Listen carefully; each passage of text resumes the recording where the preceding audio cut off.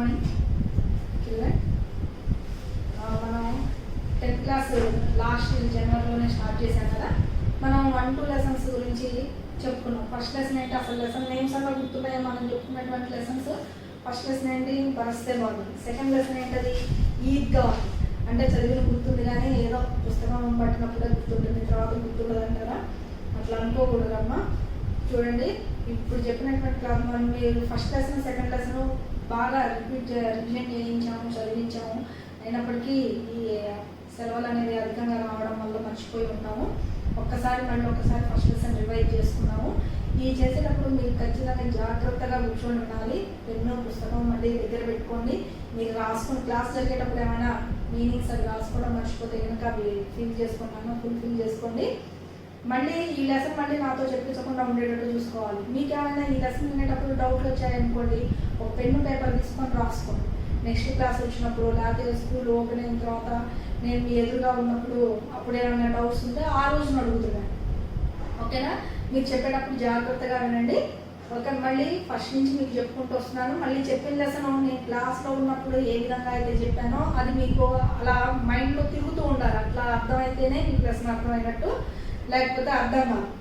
జాగ్రత్తగా చూడండి. ఫస్ట్ బరస్తే బాదల్ కవితకి కవి కా నామ్ సుమిత్రానందన్ పంత్. ఇందులో మనకి ఫస్ట్ లెసన్ స్టార్ట్ అయ్యేటప్పుడు 10th క్లాస్కి వచ్చేటప్పటికి ఎన్ని భాగాలు ఉంటాయి అనుకున్నాం, ఉన్ముఖీకరణ్, ఉద్దేశ్, విధా విశేష్, కవి పరిచయ్, నెక్స్ట్ ఏంటది విషయ ప్రవేశ్. ఇన్ని భాగాలు మనకు పరిచయం చేసిన తర్వాత అప్పుడు పాఠంలోకి వెళ్తాం. ఫస్ట్ ఏముంటుంది, ఉన్ముఖీకరణ్. ఫస్ట్ పాయింట్ చూడండి, మళ్ళీ ఒకసారి మీకు ఎక్స్ప్లెయిన్ చేస్తున్నా. ఫస్ట్ 10th క్లాస్ స్టార్ట్ చేసినప్పుడు ఏ విధంగా అయితే చెప్పానో మళ్ళీ ఇప్పుడు అదే విధంగా చెప్తున్నాను. క్లాసులు మాత్రం మిస్ అవ్వద్దు, మళ్ళీ మొదటికి రావద్దు, చెప్పింది గుర్తుంచుకోవాలి. ఉన్ముఖీకరణ్,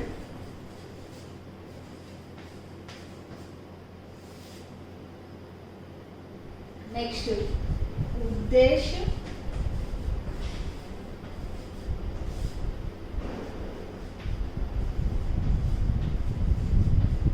विधा विशेष,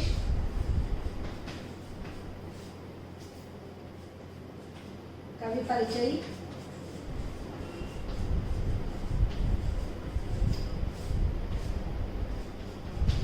विषय प्रवेश.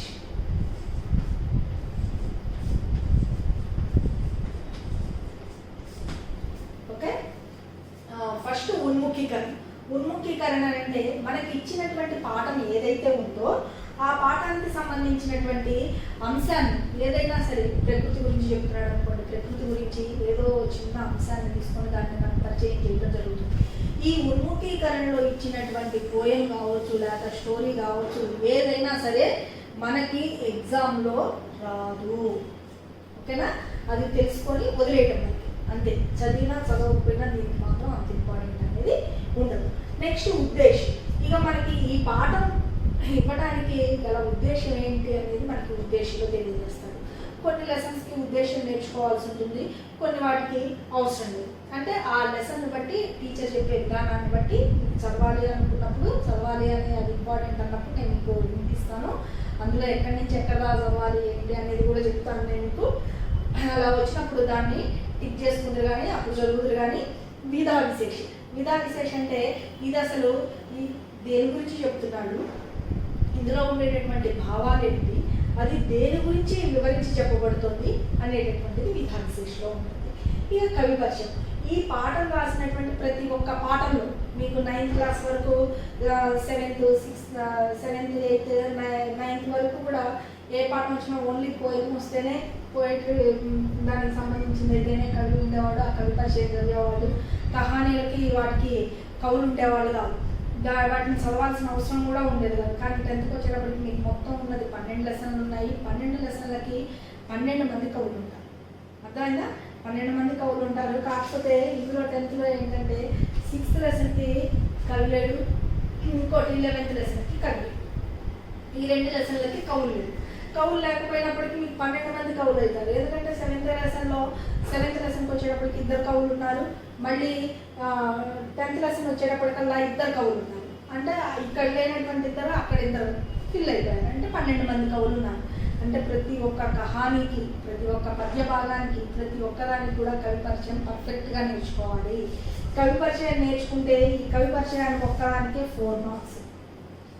పేపర్ మొత్తం మీద గ్యారెంటీ ఇవ్వగల క్వశ్చన్ ఇది ఒకటి, కవి పరిచయం. ఇక అంతే. ఇక మిగిలినవన్నీ కూడా టీచర్ చెప్పే విధానాన్ని బట్టి అది అర్థం చేసుకొని మీరు రాసే విషయం మీద మాత్రమే ఆధారపడి ఉంటుంది. నెక్స్ట్ విషయ ప్రవేశం. ఇక ఈ విషయ ప్రవేశం అంటే మనకి ఇచ్చిన లెసన్ ఏదైతే ఉందో ఆ లెసన్లో దేని గురించి అయితే తెలియజేస్తున్నారో దాని గురించి బ్రీఫ్గా ఇస్తాం.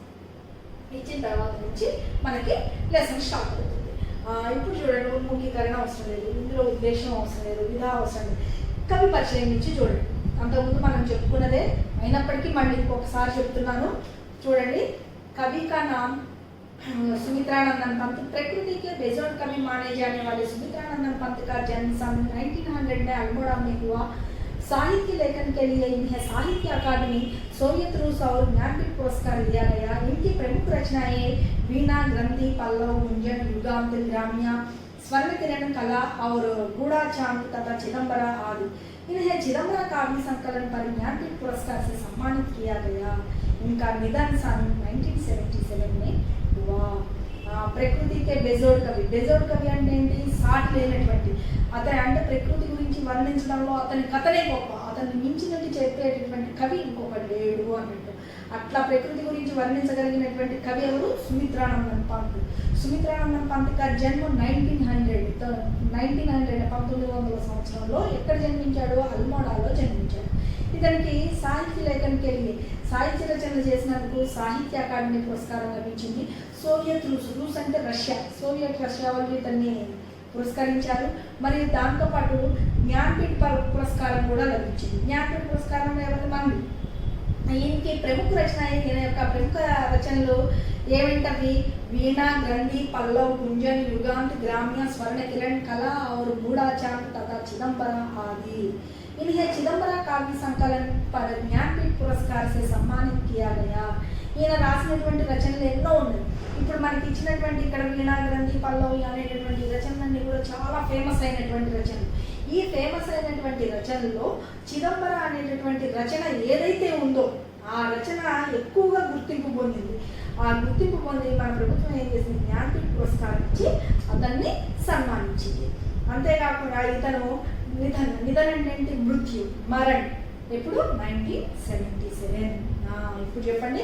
प्रकृति के माने जाने वाले बेजोड़ कवि सुमित्रानंदन पंत हैं। इनका जन्म 1900 में अल्मोड़ा में हुआ था। साहित्य लेखन के लिए इन्हें साहित्य अकादमी, सोवियत रूस और ज्ञानपीठ पुरस्कार से सम्मानित दिया गया। इनकी प्रमुख रचनाएं वीणा, ग्रंथि, पल्लव, गुंजन, युगांत, ग्राम्य, स्वर्ण किरण, कला और गूढ़ा चांद तथा चिदंबरा आदि हैं। इन्हें चिदंबरा रचना के लिए ज्ञानपीठ पुरस्कार से सम्मानित किया गया। इनका निधन सन 1977 में हुआ। ఇందులో ఇన్ని రచనలు ఉన్నాయి కదా, ఇంత అవసరం లేదు.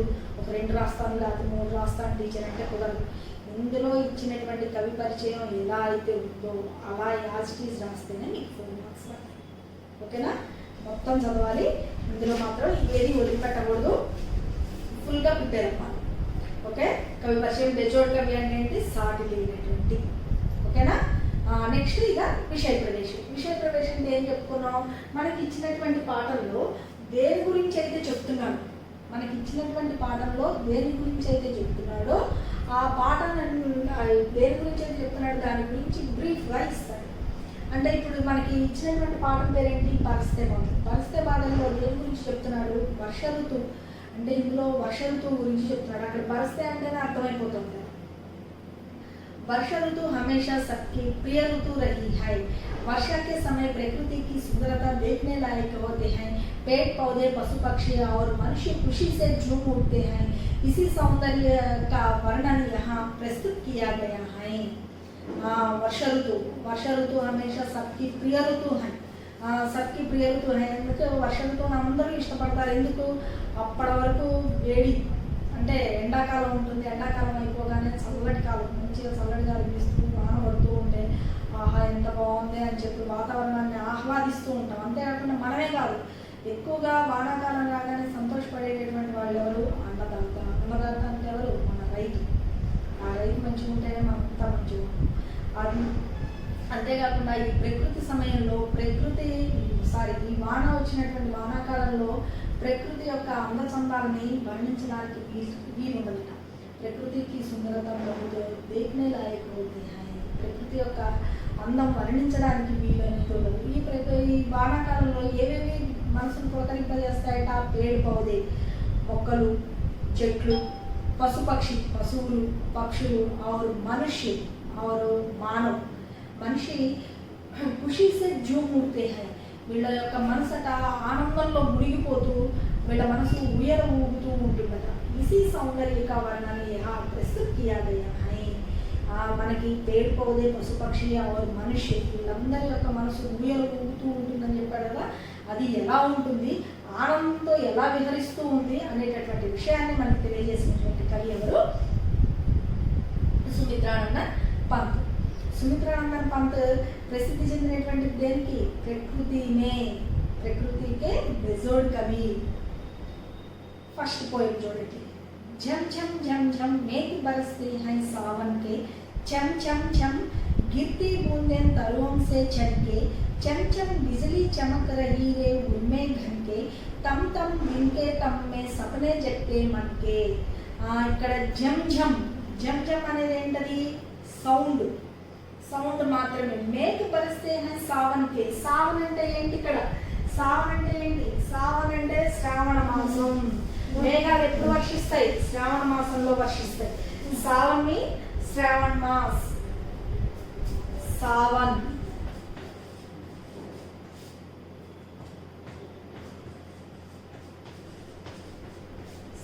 మాస్.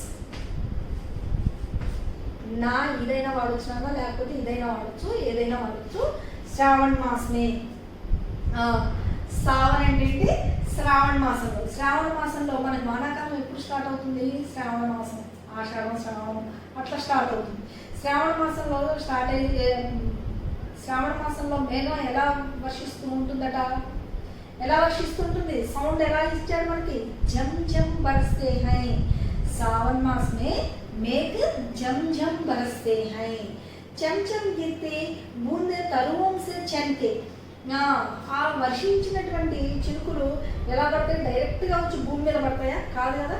మధ్యలో ఏమైనా చెట్లు ఉండొచ్చు, ఇల్లు ఉండొచ్చు, ఎక్కడైనా సరే దేని మీద అయితే అది వర్షం పడుతూ ఉంటుందో ఆ వస్తువు మీద పడి కిందకు పడుతూ ఉంటుంది.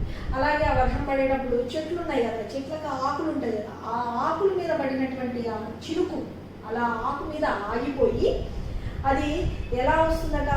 తరువంసే చన్కే. వీచేటటువంటి సన్న గాలి మీద నుంచి ఎలా పడుతుందట?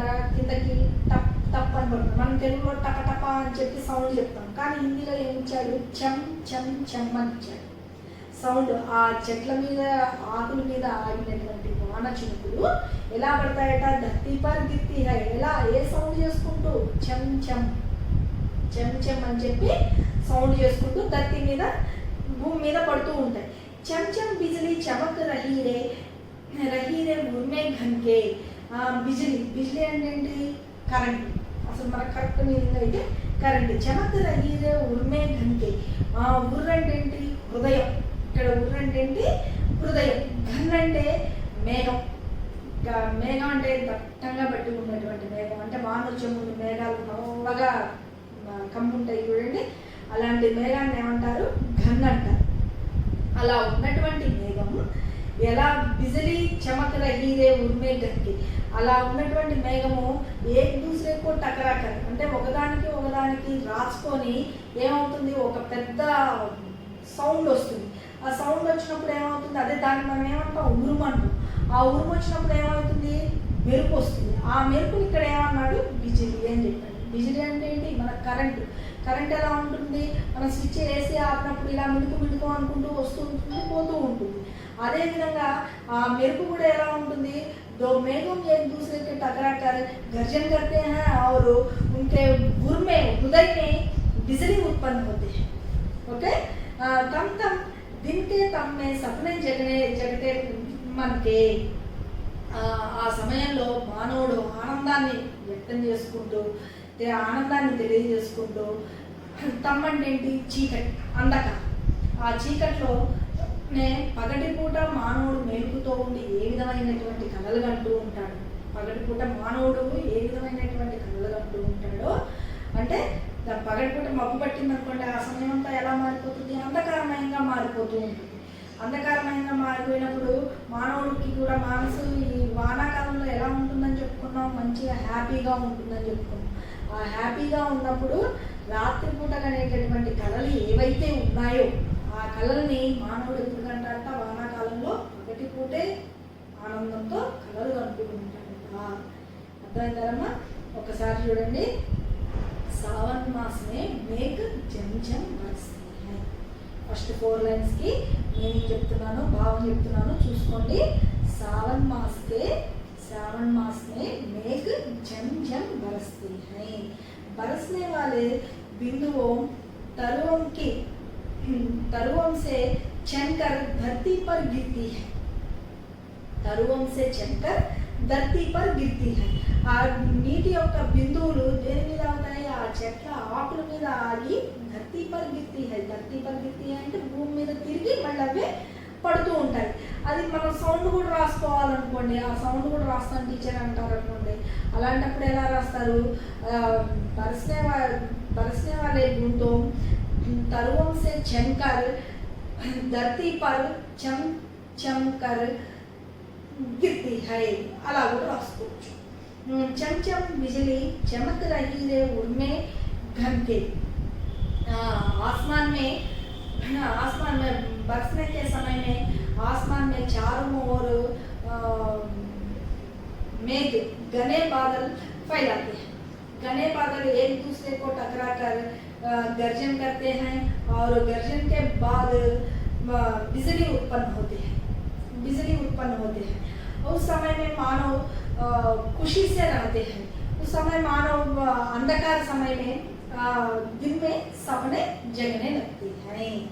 ओके, सावन मास में मेघ झमझम बरसते हैं. उस समय में तरुओं से बूंदें, वर्षा की बूंदें छनकर धरती पर गिरती हैं. मेघों के उनमें बिजली उत्पन्न होते हैं. उस समय में मानव दिन में सपने जगने लगते हैं. ఓకే, ఇలా అయినా రాసుకోవచ్చు. తమ్ అంటే ఏంటి ఇక్కడ, అంధకార్ సమానార్థం. అంధకార్ అంటే ఏంటి, చీకటి. దీనికి ఆపోజిట్ అడుగుతాడు. తమ్కి ఆపోజిట్ ఏంటి అంటాడు. తమ్ అంటే మనకి వెంటనే వెలగాలి. తమ్మంటే అమ్మ, తమ్మంటే ఏంటి, తమ్మంటే ఏంటి అనుకోకూడదు. తమ్మంటే ఏంటి, అంధకారం, చీకటి. చీకటికి ఆపోజిట్ ఏంటి, వెలుతురు. వెలుతురు అనగానే ఏమంటాం మనం, ఉజాలా. ఉజాలా అని బ్లూ దాని మీద వస్తుంది కదా, యాడ్లో వస్తుంది ఉజాలా లేదా ప్రకాష్, ఏదైనా చెప్పచ్చు. నెక్స్ట్ वुर शब्द का समानार्थ मन, दिल. घन समानार्थ गन అంటే ఏంటి, మేఘ, బాదల్.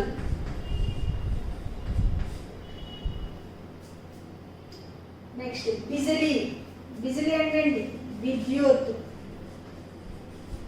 ఇంకేం చెప్పారు, దామిని.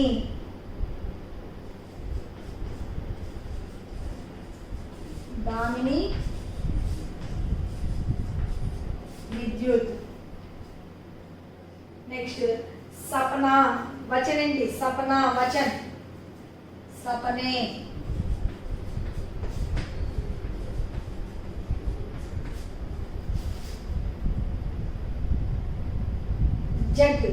जग समानार्थ ఏంటి, दुनिया, संसार. ఓకే, ఒకసారి చూడండి. झम झम झम झम मेघ बरसते हैं सावन के, चम चम गिरती बूंदें तरुओं से छनके, चम चम बिजली चमक रही है उनमें घन के, तम तम दिन के तम में सपने जगते मन के. ఒకసారి మళ్ళీ ఒకసారి భావం చూడండి అన్న. श्रावण मास में मेघ झमझम बरसते हैं। उस समय में वर्षा की बूंदें तरुओं से छनकर धरती पर गिरती हैं। बिजली आसमान बरसाने के समय में आसमान में चारों ओर मेघ फैलाते हैं। उस समय में एक दूसरे को टकराकर गर्जन करते हैं और बिजली उत्पन्न होते हैं। उस समय में मानव बहुत खुशी से रहते हैं। समय में चारों ओर अंधकारमय होते हैं। उस समय में मानव दिन में सपने जगने लगते हैं।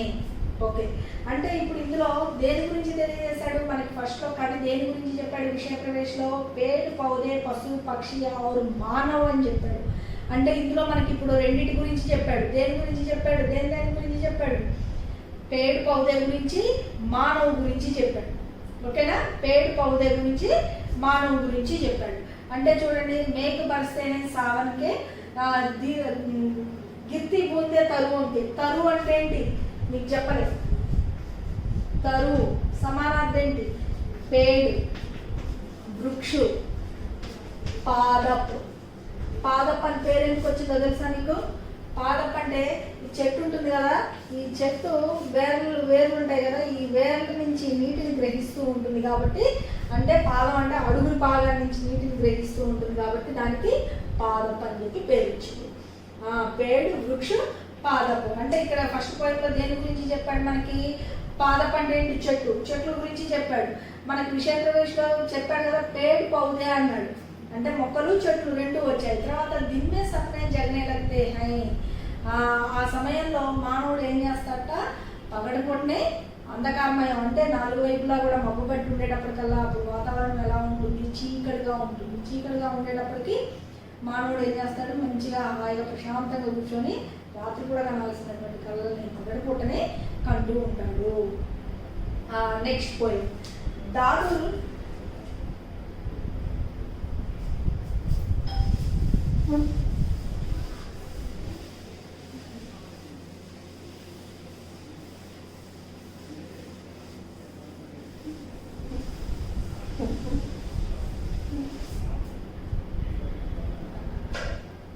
ఓకేనా? ఫస్ట్ పాయింట్ అర్థమైందా? అంటే ఇప్పుడు మనం ఇందులో తెలుసుకోవాల్సింది ఏంటి? ఫస్ట్ దాంట్లో ఏం తెలుసుకోవాలి? బరిస్తే బాధలు దాంట్లో ఏమేమి నేర్చుకోవాలి? కవి పరిచయం ఒకటి నేర్చుకోవాలి. పోయం రావాల్సిన అవసరం లేదు మీకు ఫస్ట్ లెసన్లో. పోయంలు ఏది కూడా మనం నేర్చుకోవాల్సిన అవసరం లేదు. కానీ పోయం నేర్చుకోవాల్సిన అవసరం లేదు, కానీ పోయంకి చెప్పినటువంటి రిలేటెడ్గా మీనింగ్స్ చెప్పాను, ఆపోజిట్ చెప్పాను, అన్నీ చెప్పుకుంటూ వచ్చాను. అవన్నీ కూడా ఖచ్చితంగా మీరు నేర్చుకోవాలి. ఎందుకంటే పారాగ్రాఫ్లు రాసేటప్పుడు మీకు యూజ్ అవుతుంది. దాని భావం అర్థమైంది అని అంటే ఆ భావం నుంచి వచ్చేటటువంటి క్వశ్చన్స్ మీకు ఈ పారాగ్రాఫ్ పోయం నుంచి పోయం కింద క్వశ్చన్ అండ్ ఆన్సర్స్ ఇస్తారు. దానికి 5 మార్క్స్ ఉంటాయి.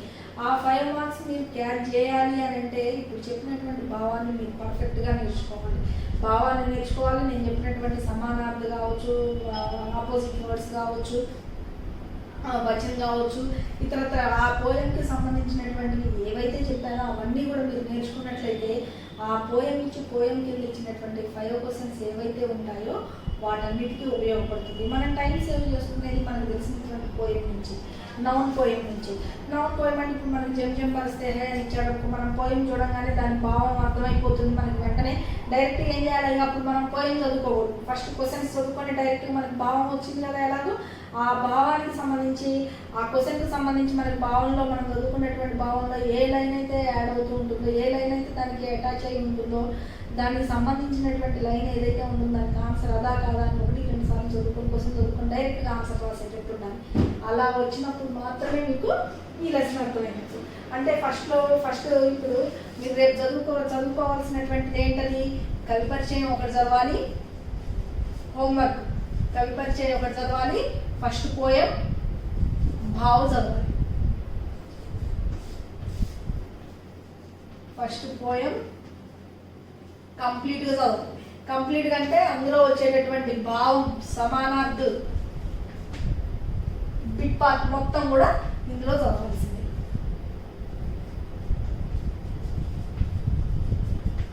మీకు లెసన్ ఎక్స్ప్లెయిన్ చేస్తూ ఏవైతే రాశానో ఏవైతే చెప్పానో అవన్నీ నోట్ చేసుకొని ఉన్నారు మీరు, వాటి ప్రకారంగా చదువుకురావాలి. Okay, thank you. నెక్స్ట్ క్లాస్లో మిగిలిన పోయిన్ల గురించి తెలుసుకుందాం.